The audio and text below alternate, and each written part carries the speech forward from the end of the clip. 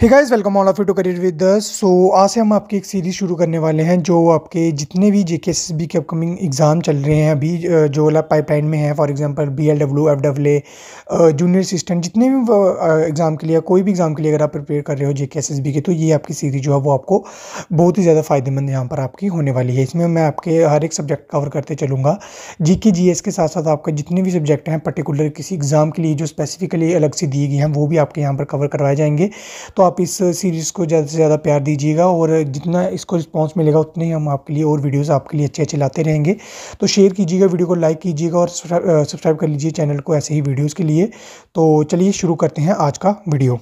जैसे कि first question आप स्क्रीन पे देख सकते हैं। Sitharaman highlighted the 7 priorities of the budget 2023 they termed as. जो निर्मला सीतारमन है, सबसे पहले मैं बता दूं कि जो निर्मला सीतारमन है वो हमारी क्या है, फाइनेंस मिनिस्टर है। इसी के साथ साथ फाइनेंस मिनिस्टर होने के साथ साथ ये हमारी कॉरपोरेट मिनिस्टर भी हैं। तो जो बजट आया था 2023 का, इन्होंने 7 प्रायोरिटीज़ के ऊपर रोशनी डाली थी। वो 7 प्रायोरिटीज़ क्या है, उनको क्या कहा जाता है इनमें से।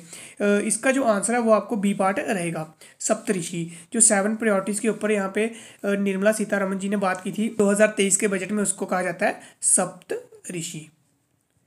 और ये जो 7 प्रायोरिटीज़ है वो कौन कौन सी हैं। ये जो 7 प्रायोरिटीज़ हैं, सबसे पहले आ जाती है आपकी इंक्लूसिव डेवलपमेंट।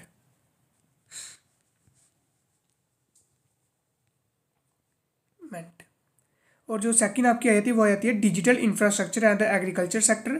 थर्ड आती है आपकी फाइनेंशियल सेक्टर, फाइनेंशियल सेक्टर।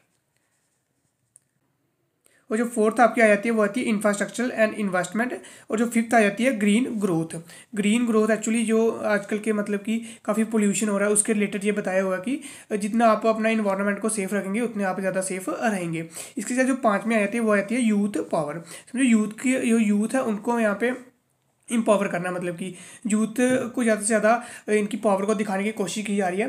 जैसे कि आजकल खेलो इंडिया गेम चल रही हैं, खेलो इंडिया यूनिवर्सिटी गेम चल रही हैं। वो क्यों चल रही हैं कि जो हमारा यूथ है वो ज़्यादा से ज़्यादा पार्टिसिपेट करे और ज़्यादा से ज़्यादा जो टैलेंट है बाहर निकल के आए। और लास्ट वन और सेवंथ वो आ जाती है अनलीजिंग पोटेंशियल। तो ये जो थी 7 प्रायोरिटीज़ थी, आपको याद रखनी है। काफ़ी क्वेश्चन बढ़ रहे हैं पेपरों में बजट के रिलेटेड। जो सीतारमन थी उन्होंने 7 प्रायोरिटीज़ के ऊपर बात की थी और इसका आंसर क्या आ जाता है, बी पार्ट सप्तऋषि। तो बढ़ते हैं हमारे नेक्स्ट क्वेश्चन, क्वेश्चन नंबर 2 की तरफ। Which fund will be used by the public agencies to create the urban infrastructure in tier 1 and tier 2 city. शायद ये टायर 1 का स्पेलिंग गलत है, थोड़ा TIER होता है, यहाँ पे गलती से TIR ही लिख दिया हुआ है। तो आप क्वेश्चन देख लीजिए, which fund will be used by public agencies to create the urban infrastructure in tier 1 and tier 2 cities. कौन सी फंड जो है पब्लिक एजेंसीज को क्रिएट करी गई थी टायर 1 और टायर 2 के इंफ्रास्ट्रक्चर के लिए। इसका भी जो आंसर आपको वो बी पार्ट देखने को मिलेगा, अर्बन इंफ्रास्ट्रक्चर डेवलपमेंट फंड। तो बात करते हैं यहाँ पे क्वेश्चन नंबर 3 की तरफ। Centre will launch the initiative to promote the tourism, name the initiative. जो यहाँ पे सेंटर ने लॉन्च किया इनिशिएटिव टूरिज्म को प्रमोट करने के लिए, वो कौन सा इनमें से। इसका जो क्वेश्चन अभी ये CRPF के पेपर में देखने को मिला था। ये जो क्वेश्चन है मैं सेम क्वेश्चन वहीं से उठाया हुआ है। इसका जो आंसर है वो बी पार्ट रहेगा आपका, देखो अपना देश। ये सीधा सीधा क्वेश्चन मैंने काफ़ी क्वेश्चन उठाए होते हैं जो मतलब कि प्रीवियस ईयर पेपरों में आए होते हैं, तो वहाँ से मैं क्वेश्चन उठा लेता हूँ। कहीं तो क्वेश्चन जो खुद बना लेते हैं हम, तो कोई यूँ है वो हम पुराने पेपरों से उठा लेते हैं। तो बात करते हैं यहाँ पे नेक्स्ट क्वेश्चन, क्वेश्चन नंबर 4 की तरफ। Which what is the age of the Gandhi in 1915 when return from South Africa. Gandhi की एज क्या थी जब वो साउथ अफ्रीका से लौटा था। कब लौटा था, जनवरी 1915 में गांधी जो साउथ अफ्रीका से इंडिया वापस आया था। इन्होंने एज पूछी हुई है। गांधी का जो जन्म आया था वो आया था गांधी का जो बर्थ आया था वो आया था 2 अक्टूबर 1869 से। तो इन्होंने ये तब तक की एज पूछी हुई है जब तक, जैसे मैं यहाँ पे आपको बताया मैंने, 9 जनवरी 1915 से। तो इसकी जो गांधी की एज है वो आपकी आ जानी थी 45 ईयर्स। इसका जो आंसर है वो 45 ईयर आ जाना था। महात्मा गांधी जी की डेथ कब हुई थी, इनकी डेथ हुई थी 13 जनवरी 1948 को। और जन्म कब हुआ था, जैसे मैंने आपको बता दिया 2 अक्टूबर 1869। और गांधी की एज क्या थी, कई बार क्वेश्चन बन जाता है कि गांधी की एज क्या थी जब उनकी डेथ हुई थी, तो 78 ईयर्स थी इनकी एज। तो जैसे कि मैंने आपको बता दिया कि गांधी की एज, जन्म कब हुआ, उनकी डेथ कब हुई, उनकी एज क्या थी जब उनकी डेथ हुई। तो इस क्वेश्चन में ये पूछा था कि इनकी एज क्या थी जब वो 1915 में घर आए थे, मतलब साउथ अफ्रीका से इंडिया वापस लौटे थे। तो बढ़ते हैं नेक्स्ट क्वेश्चन की तरफ, क्वेश्चन नंबर 15 की तरफ, सॉरी 5th की तरफ। अमीर Khusro was the famous poet in the court of. जो अमीर खुसरो था वो किसका फेमस पोइट था इन चारों में से? शाहजहां का, अलाउद्दीन खिलजी का, अकबर का, या शेरशाह सूरी का? सबसे पहले यहाँ पे बात करें शाहजहां के बारे में। शाहजहां के पीरियड को यहाँ पे golden age of the Mughal architect कहा जाता है। यानी जो शाहजहां था उसने काफ़ी ज़्यादा बिल्डिंगें बनवाई थी, जैसे ताजमहल बनवाया था और भी काफ़ी बिल्डिंगें बनवाई थी, क्योंकि ये खुद भी बहुत बड़े आर्किटेक्ट थे, तो इनको golden age of Mughal architect कहा जाता है। तो दूसरा जो अलाउद्दीन खिलजी, अमीर खुसरो किसके फेमस पोइट थे? अलाउद्दीन खिलजी की थी। तो इसका क्या आंसर आएगा? बी पार्ट आपका इसका आंसर देखने को मिलेगा। बात कर लेते हैं यहाँ पे हम अकबर के बारे में। अकबर का जो टाइम पीरियड है वो आपको देखने को मिलेगा 1556 से लेके 1605 ईस्वी तक। इन्होंने जो है यहाँ से 49 ईयर्स से यहाँ पे रूल किया था। अकबर का टाइम पीरियड क्या था? 49 ईयर्स। टोटल इन्होंने 50 ईयर्स नहीं था, 49 ईयर्स इन्होंने रूल किया था। तो यहाँ पे बात कर लेते हैं नीचे शेरशाह सूरी की। शेरशाह सूरी ने 5 साल ही यहाँ पे खाली रूल किया था इंडिया पे, लेकिन जो है इन्होंने काफ़ी अच्छे अच्छे काम किए थे जिसके लिए ये फेमस थे। जैसे कि इन्होंने ज़मींदार सिस्टम को ख़त्म कर दिया था, इन्होंने टैक्सेस कम कर दिए थे, इन्होंने यहाँ पे स्टैंडर्डाइज कर दिया वेट और मेजरमेंट को, और भी काफ़ी, जैसे कि इन्होंने मतलब कि ये अपनी रेवेन्यू सिस्टम के लिए काफ़ी ज़्यादा फेमस थे शेरशाह सूरी। और इनका टाइम पीरियड क्या था? 1540 से लेके 45 तक 5 ईयर इन्होंने सिर्फ रूल किया था। तो बढ़ते हैं नेक्स्ट क्वेश्चन, क्वेश्चन नंबर 6 की तरफ। The minimum age limit for the membership of the Vidhan Parishad is.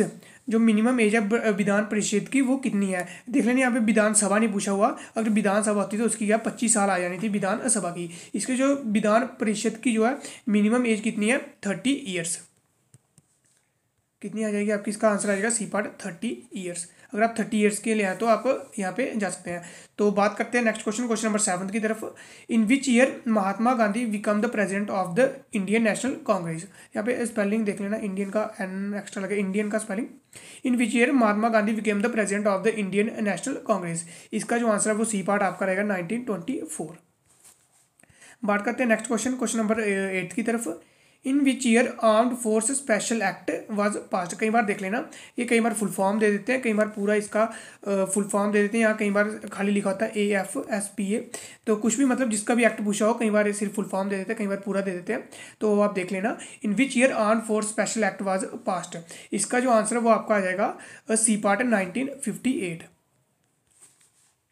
और बढ़ते हैं नेक्स्ट क्वेश्चन, क्वेश्चन नंबर 9 की तरफ। Radio activity is the fusion of. सबसे पहले तो मैं आपका फ्यूजन और फ्यूजन में जो है डिफरेंस मैं आपको, मतलब काफ़ी बच्चों को कन्फ्यूजन होता है। फ्यूजन होता है टूटना, मैं सिंपल भाषा में बता रहा हूँ। जब न्यूक्लियस टूटता है उसको क्या कहते हैं? फ्यूजन कहते हैं। और दो चीज़ें जब जुड़ती हैं उसको क्या कहते हैं? फ्यूजन कहते हैं। याद रख लेना, सिंपल फ्यूजन क्या होता है? टूटना, और फ्यूजन होता है दो चीज़ें जब जुड़ती हैं उसको फ्यूजन कहते हैं, क्योंकि फ्यूज हो रही कोई चीज़। इस तरह से आप याद रख सकते हैं। इसका जो आंसर है वो आपका ए पार्ट रहेगा। Radio activity is the fusion of nucleus. तो बढ़ते हैं नेक्स्ट क्वेश्चन, क्वेश्चन नंबर 10 की तरफ। What is the name of the canal which separate Asia from Africa? Asia और अफ्रीका को कौन सी कैनाल जो अलग अलग करती है? इसका जो आंसर आएगा वो आपका बी पार्ट रहेगा, सॉरी बी पार्ट रहेगा, सुइज कैनाल। तो बढ़ते हैं नेक्स्ट क्वेश्चन, क्वेश्चन नंबर 11 की तरफ। The greatest depth of the world in the found in the which ocean? सबसे जो गहरा ओशियन कौन सा है? इसका जो आंसर आएगा वो आपका ए पार्ट रहेगा, पैसिफिक ओशियन।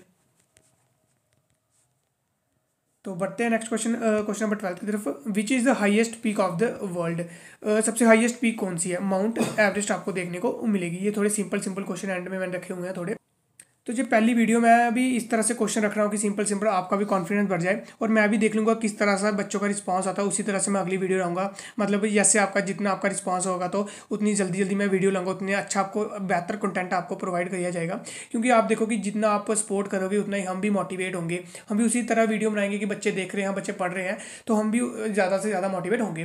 तो ज़्यादा से ज़्यादा अपने दोस्तों के साथ शेयर करो, वीडियो को लाइक करो, चैनल को सब्सक्राइब करो, और अगर आपको कोई क्वेरी है तो आप कमेंट सेक्शन में पूछ सकते हैं। नहीं तो आप हमारे इंस्टाग्राम हैंडल को भी फॉलो कर सकते हैं, या फिर टेलीग्राम ग्रुप ज्वाइन कर सकते हैं। अगर आप व्हाट्सएप ग्रुप ज्वाइन करना चाहते हैं, वहाँ पे भी आप ग्रुप ज्वाइन करके आप हमसे डायरेक्ट बात कर सकते हैं। यहाँ भी अगर आपको कोई भी क्वेरी है तो आप हमसे पूछ सकते हैं, नहीं तो मैं कमेंट सेक्शन में ही जो आंसर देने का पूरी कोशिश करूँगा। आप कमेंट कर दीजिएगा अगर आपको कोई भी क्वेरी होगी।